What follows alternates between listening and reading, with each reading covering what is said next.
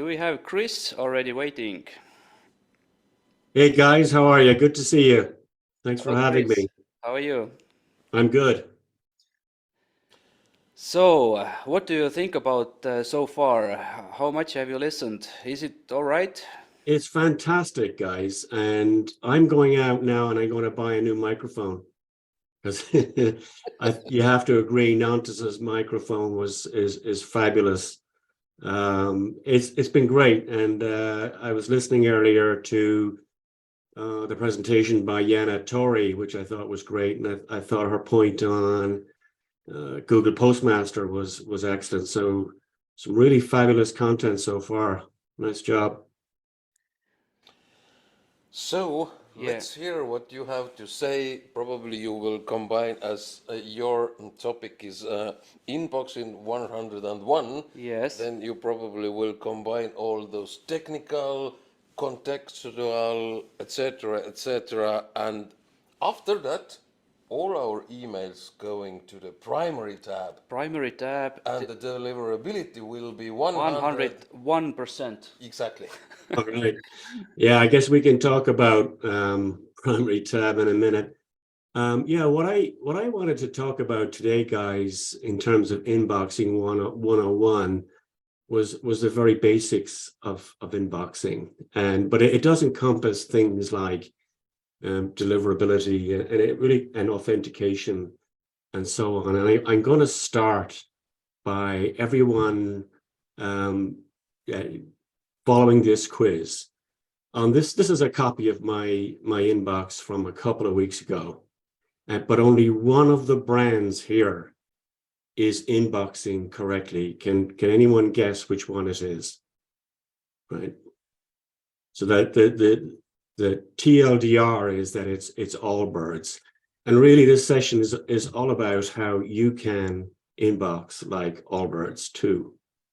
So we're going to walk through why these other brands are not inboxing correctly and how you can avoid some of those mistakes. I only have 2 slides here, so you'll be delighted to hear that. After this slide, we're actually going to go in and show how we can fix some of these issues. So if we look at, so as I said, Allbirds wins the prize here. And I don't know if anyone is following that brand, but they consistently get this right, and it's great to see it. But what isn't great is that so many brands don't. And what I would love to do today is to help anyone fix some of these issues, and you can do so in a matter of minutes. And we all look at, as marketeers, we all look at what other people are doing, and we can see this. So let's try and avoid these errors, right? So the first one is the logo in Gmail. Clearly, Allbirds have nailed that. They also have Bimmy on their account, but they've had their logo in Gmail for quite a few years. You can see Font Awesome here don't have it. AppSumo don't have it. It's pretty easy to do, and I'm actually going to take you through how to do it in a few minutes. It'll literally take you 10 minutes to do. But there are a couple of pitfalls that I see people are making, and so I'm going to help you with that. The second one that we're going to look at is the subject line, right? So what are ways that we can create good subject lines, ones that are memorable, get some copywriting help, and of course, our new friend ChatGPT is going to help us with those. And then the third thing we're going to look at is the pre-header. And so you can see here on Allbirds that they have Wolf of the Wind, full stop. Guess what else are they doing right? Look at the space to the right of that. It's blank. So there's a hack to do that. Okay. And if you look at Font Awesome, you can see the ellipsis here, and in AppSumo you can see the ellipsis here. So their pre-header is too long. So we're going to look at fixing that. It's really, really, really simple. And one of the things we've done is to build a couple of tools that are free and that help marketers do these. They're in our platform, and I know, Tanel, they're in yours as well. But if you don't have that capability, these tools can help you do that. Well, let's restart. Can everybody see the screen okay? All right, because I'm not using the Zoom app anymore because it's not letting me in. So where we left off before we had the dancing music, we were talking about the 4 basics of inboxing, and we were looking at which brand here was inboxing correctly, and we discussed that the only brand that's inboxing correctly here is Allbirds. And what we're going to do in the next 15 or 20 minutes is walk through how you can also inbox like Allbirds. Now, we're all marketeers here, so we all look at what other brands are doing. And if you go into your promotions folder right now in Gmail, and you'll see it. You'll see that some of the top brands are making, these what I would consider schoolboy mistakes in terms of inboxing. So I only have 2 slides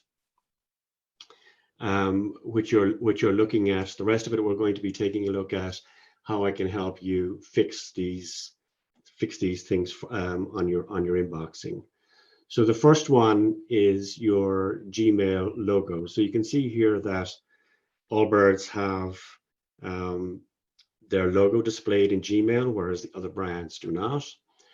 The subject line is nice and short, and we're going to take a look at a couple of tools that you can use to help you make better subject lines, and not forgetting our new friend ChatGPT. So we got a couple of tools that will help us either evaluate our subject line or build better ones. And then thirdly, the pre-header. So you can see here how Allbirds have an excellent pre-header. It's good and short, and look at the white space after it. So we'll look at the hack for how you can have that white space as well. So you can see here in these other brands, that there's an ellipsis here, and here the pre-header is too long. So that's why in my view, Allbirds are inboxing perfectly here. Okay, so then the final thing we're going to do is take a look at authentication, and now all of them have done a pretty good job here. You can see clearly who it's from: Allbirds, Font Awesome, and AppSumo. And as I mentioned earlier, Yana Tori did a fabulous job in explaining how you can authenticate with SPF, DKM, and Google Postmaster. And I'll look at a couple of tools with you on that. So the first thing we're going to do is look at adding your logo for Gmail, and we have a little walkthrough guide here that will step you through some simple steps to add your logo to Gmail. Now, the most common mistake that everyone makes here is that they associate the logo with their Gmail account, whereas this process is not going to do that at all. What we're going to do is create a logo for your Google account, which is a different thing to your Gmail account. So that's the first mistake that most people make. So we're going to step this through for you, and what you do is you go in and you go into incognito mode, go to google.com, and you're going to create a Google account for your from email address. So in this case, it's hello@email.domain.com or whatever. So it's not a Gmail account. It's the from address of your inbox or of your sending service. Then you're going to, Google will verify it. They may verify by SMS, create the account, and then upload the logo. It is as simple as that. It literally takes 10 minutes. And then you will be inboxing like Allbirds in terms of having your logo displayed in Gmail. Now you can do things like Bimmy as well, in terms of adding that into your inbox, and that costs about $1,000 a year. So if you want it for free, this is how you do it. At the end of this show, I'll give you a link where you can go and do this yourself, and it's very, very simple to do. Okay, so that's the first thing in terms of getting the logo displayed in Gmail. And the key thing here is that it's for your Google account and not your Gmail. Okay, so there are some limitations. So this should work no matter what ESP you use, whether it's Smaley or SensorPro or MailChimp, any one of those, this will work with. There are some where it won't. So platforms like Beehive or ConvertKit, for instance, don't support this because the from address that they provide you with isn't actually an inbox. So when Google sends the confirmation email, they've nowhere to send it. So that's the only gotcha for those, but hopefully they'll fix that. So the second thing we're going to look at now is the subject line, right? And there's lots of content out there about how to create a compelling subject line, and there's loads of copywriters that can help you with that in terms of creating a compelling subject line that will cause us to open the email or prompt us to open the email. And as I mentioned, ChatGPT is our new friend. So one of the very first things we did once we got API access was to create a tool to help you evaluate a subject line that you might like, and also to suggest alternatives. So suggest alternatives like, here's 3 different alternatives to this subject line, and include a pre-header. So as we now know with ChatGPT, it's all about the prompt, isn't it? It's all about getting it to help us get that one answer that's going to help. So in this case here, it's actually pulling in a live subject line from a tool called Live Inboxer that we're going to look at in a moment. So it's a live email from another brand. It knows, it's talking about, it knows that the email is in French and is giving us, is saying it's a good email and it's clear and concise. And the use of the imperative here is a powerful call to action, right? So let's run ChatGPT here and see, will it give us some alternatives? And let's hope that ChatGPT isn't down. There we go. So it's giving us 3 alternatives, and because I've asked it to, but it also suggests 3 pre-headers here. So this is a nice tool for email marketers so that they can try out these different email subject lines and then try these different pre-headers like this.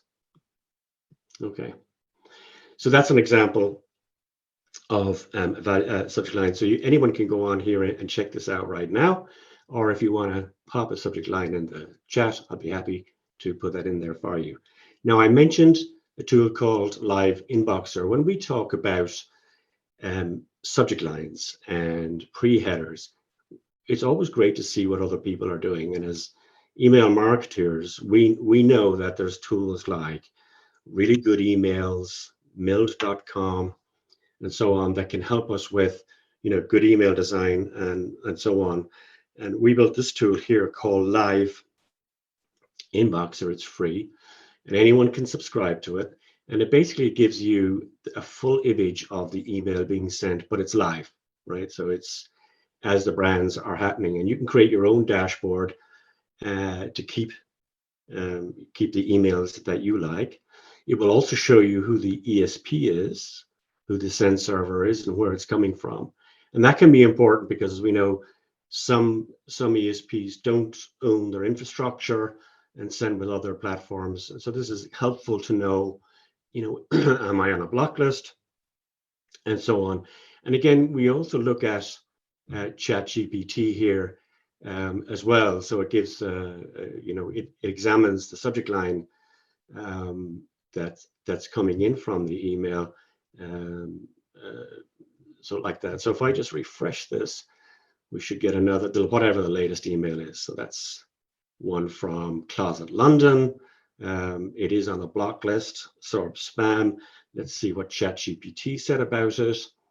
So it says that the subject line is effective and so on. But it clearly says there's a flash sale with 50% off selected styles and so on. So another helpful way for you to see what other email marketers are doing right now and what the top brands are sending. There's also an option to see SMS. So that's another helpful tool for you to come up with alternative subject lines. Another one we looked at, I don't know if anyone is familiar with John Caples, right? So John Caples is, a very, very famous copywriter who came up with one of the most famous advertising headlines of all time, which was, "They laughed when I sat down at the piano, but then I started to play." And what a lot of people don't realize is that's nearly 100 years old. But a lot of those one-liners are still used today. You'll still see them being used today. So one of the things we did was, using some no-code tools, we said we took all 108 of his subject lines and put them through ChatGPT and see what it says. So for example, on this one, how to win friends and influence people, we're asking it to reimagine the John Caples subject line, the John Caples advertising headline as a subject line and pre-header, and it gives you a couple of options there that can inspire you. So that's, so those are some tools that you can use to help you in terms of building and managing your subject line. And then the next thing we're going to do is take a look at this pre-header. Okay, so one of the other things you'll have noticed in your inbox, in addition to the pre-header being too long, is that it would include text from your email in the inbox. So it might say logo or something like that. And there's a way to avoid that. And there is a pre-header hack where you can add characters to the pre-header so that it spreads out like that. And actually, in the Inboxer tool, we do, if you have, I don't see it here, but if you actually have the pre-header in place, we'll actually flag it for you here, and you can see that in place.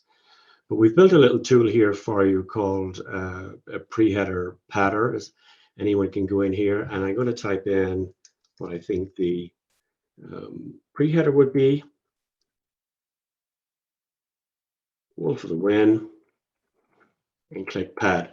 And then I can copy that and put that into my email design, and then it will pad out the email just like Allbirds are doing here. So that's a free tool that anyone can use right now so that you will be inboxing like Allbirds. Okay, so that's another tool for managing the pre-header. The other thing that I think a lot of people have spoken about this morning, guys, is content. And I think Nantas and Christian touched on it earlier, is having good content for my email. So one of the things we've also built recently is a thing called show notes. And what show notes is, it basically takes the content from any podcast that you might have done, because there's fabulous content in the podcast that we do, right? So again, using ChatGPT, like what I've done here, for instance, is take your previous Masters of Email Marketing and asked it to summarize it for me. So it's created a summary, points, and it provides a blog and the full captions. So we can easily turn this into an email. So there's another content idea for you in terms of repurposing your spoken content as email or blogs. Okay, so that's another nice thing for marketeers, as we are always looking for new things for our email. Okay, so the last thing we're going to now look at is the authentication side of things. Now, I know that Yana, Tori, and others really did a deep dive on this. So I'm just going to look at the basics. So again, this is inboxing 101. These are the 4 basics we got to get right. And so we know that the logo is something that people mess up on, the subject line, pre-header, and finally the authentication. So let's just take a look at that. And again, what we do is we provide a tool that helps you check to see whether or not you have SPF in place And if there's any problems with it, it'll tell you right here. It'll tell you whether or not you have DMARC in place. And actually, in this case, it will show you whether or not you have Byrne in place. So you can put in your domain there, and it'll tell you whether or not you've got your SPF set up correctly, or whether your DMARC is in place. And this, I also point to the Postmaster tools like Yana did. That's a really super way for you to monitor your inboxing in Gmail.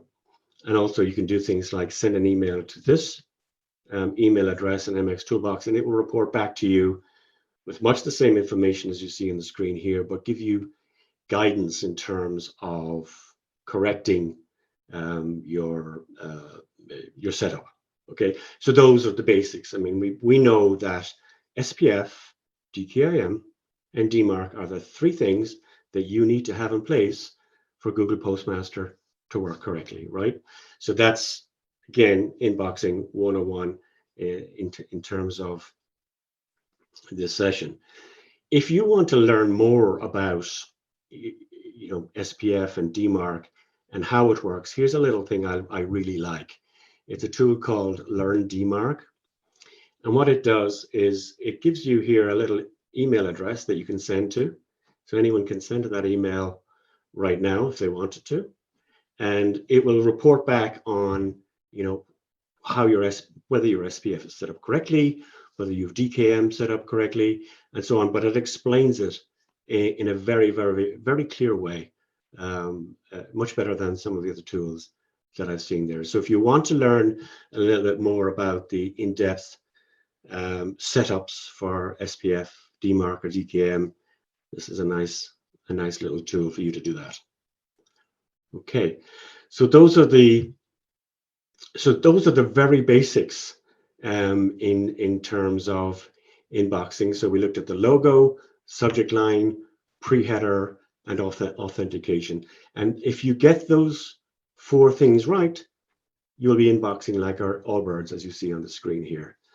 So that's really it. In case does anyone have any questions, I've listed all of the various tools here on the screen, so you can take a copy of that and try them out for yourself.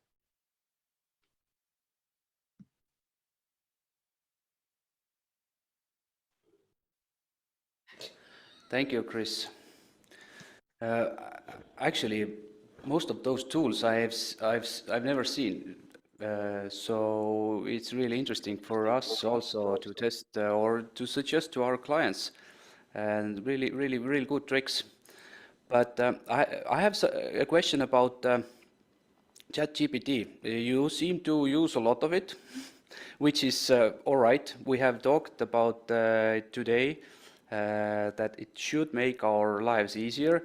Is it possible somehow to, have you tried, because I see those tools the first time, is it possible to somehow automate all of this, like put on those plugins and import all those subject lines, pre-headers, content automatically into my newsletter and just send it out? What do you think? Yeah, well, you asked a couple of questions there. I mean, I think ChatGPT is fabulous, but and there's a lot of chatter about, the good and bad of it, and to me, it's no more than a tool like Grammarly, and that's why, the first thing I did was, okay, well, let's do something useful with this, right? So let's see what it says about this subject line. Does this subject line make sense? And then you could see that, well, I kind of need to include the pre-header too, because that's what they see, and those kinds of things. So that's where I think it is valuable. And it's for me, it's more of an idea generator, so that you can put in, you give it content and say, suggest this. And the show notes tool I pointed you to, I think, is a great example, because there's so much great spoken content out there. So how do we, so ChatGPT is great for that. I mean, it can summarize the content and say, well, here's a suggested blog, or here's a suggested email. It's not saying that it's, perfect. It's really giving you the basis from which you you build on. So I don't think it's replacing copywriting skills and so on. I think those are still going to be needed for sure. Okay, we talked a lot about optimizing and segmentation, and what you, it seemed to me, mostly focused on was getting the 101 like straight. But if I am already doing great in the inbox, after that I should be starting to focus on segmentation and personalization, etc. Or what would be like your suggestion? How should a novice email marketer start?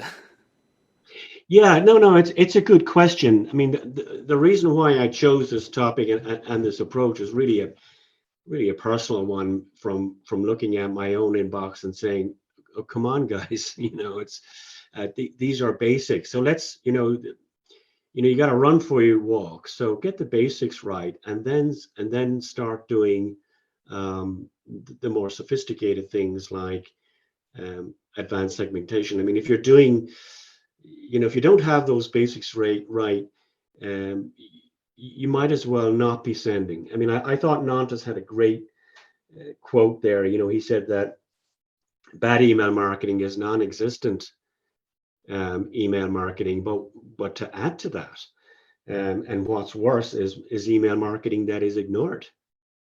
Okay, so I mean, if we looked at this example inbox that I showed you, which is a real one from that I took a picture of on my phone, if they don't recognize your brand or don't see your brand, then we've all wasted our time.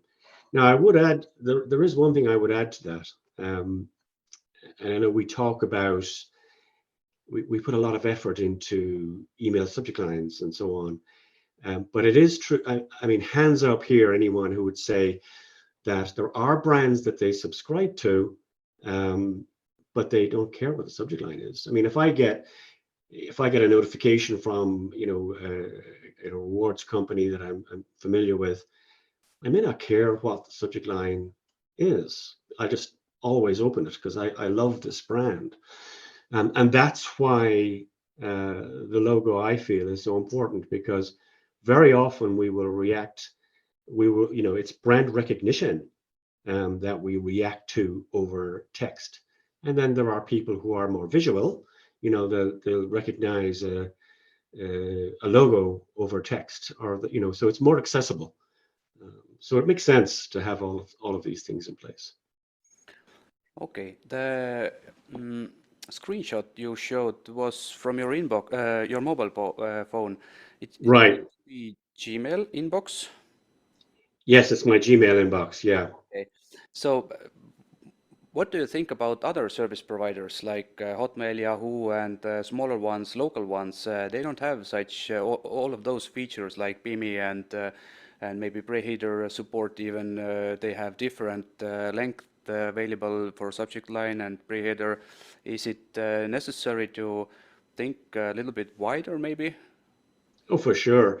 I mean, well, with BIMI, I mean, BIMI is supported by an increasing number of inbox providers like Yahoo, for instance.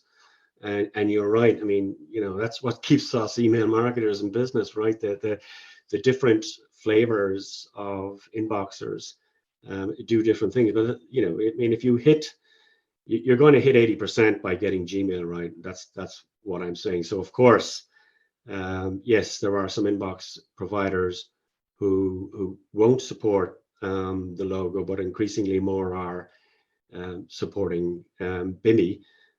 So it's really just covering as many as we can.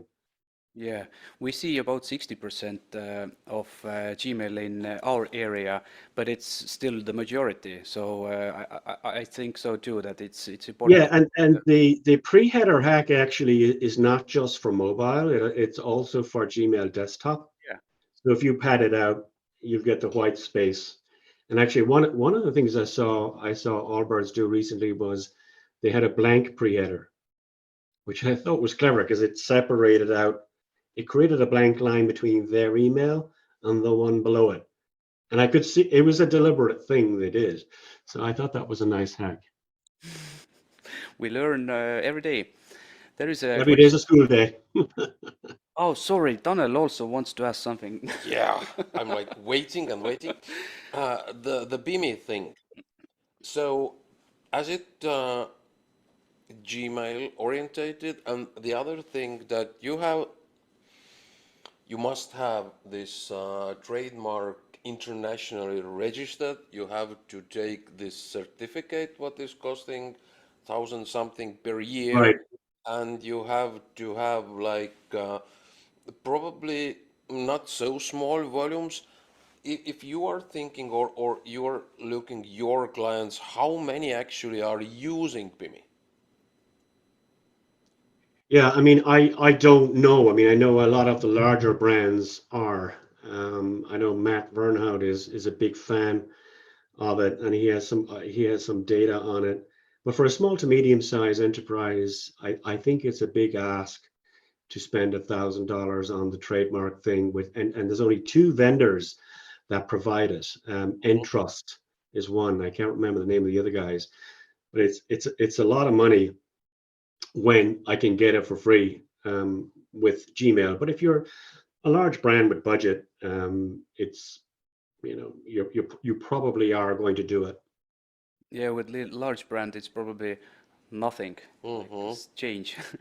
There is a Yeah. last question from the chat about subject line. Should we use subject line and preheader as in conjunction as a complete set or separate? What's your suggestion? For example, subject line has a question and preheader has the answer or some kind of. Yeah, 100%, 100%. And that's how it should be used. And that's, if I wasn't clear, that's what I was really trying to get across, is that your subject line and your pre-header should speak together. So you should have things like I've seen one from Nikki Elbas who does a fabulous job of this, and she also has a GIF as her uh, as her logo. But in one of her emails, she had Black Friday email, and the pre-header was lots of help inside. So your pre-header should absolutely speak to the subject line and support it. And you were talking about uh, segmentation, Erky, there, that one recommendation would be to put some of the personalization in the pre-header. So coupon inside for Chris, or if it's a specific code, something like that. That really, I think that really helps in terms of prompting me to open the email. So in answer to that chat, yeah, definitely. And in terms of emojis, I think is the question there. Um, it's interesting because the subject line evaluation tool that I showed you, when you put in a subject line with an emoji, it actually says this may not appeal to all audiences. So I saw one where it had the little, it can make those kinds of judgments for you. But I do think an emoji in the subject line does make sense. I think a lot of people overuse it. But so you don't need to have it on every subject line, but in used used where it makes sense. Absolutely. Okay, well, we have covered the subject line, preheader. Those are the basically only things that can make anyone open an email. Our next speaker, Adeola, talks about the design and its importance in email marketing. What do you feel, Chris, about design? Is it important in content? Does it help convert better, in your opinion or expertise? Oh, absolutely. I think the design of the email matters hugely. I didn't realize that's what she's going to be talking about. I'm looking forward to seeing it. And but there's a lot of discussion in terms of design of what works. And what I would be saying about that is one of the errors I've seen people making is to conflate your personal experience with that of the audience. So if the CEO or the VP of the company doesn't like long text or loves images in emails, then unfortunately that's what's going to happen. But that doesn't always mean that's what your audience is expecting. So making your design fit the audience is the issue. So whether it's, in terms of whether an email should be long or short, to me doesn't matter. It just shouldn't be boring, is what I would always say. So it's not, it should be short or it should be long. It just shouldn't be boring. So I'm sure, she's going to cover things like including GIFs in emails and whatnot, and countdown timers. I am a big fan of those. I do like a nice countdown timer in an email. So Nifty, I think it's Nifty Images. They do a nice job of that. All right. Thank you again, Chris. It was very interesting. The tools part, I will check it out as soon as possible and start using them daily. I see already value in them. All our emails will be done with ChatGPT. Of course, this is the future, you know it, Tanel. Yeah, okay. Sorry again about the disturbance. We learn also every day, and next time we are prepared for such things. And thank you. We got over it. Thanks very much, guys. I really enjoyed it, and thank you for having me.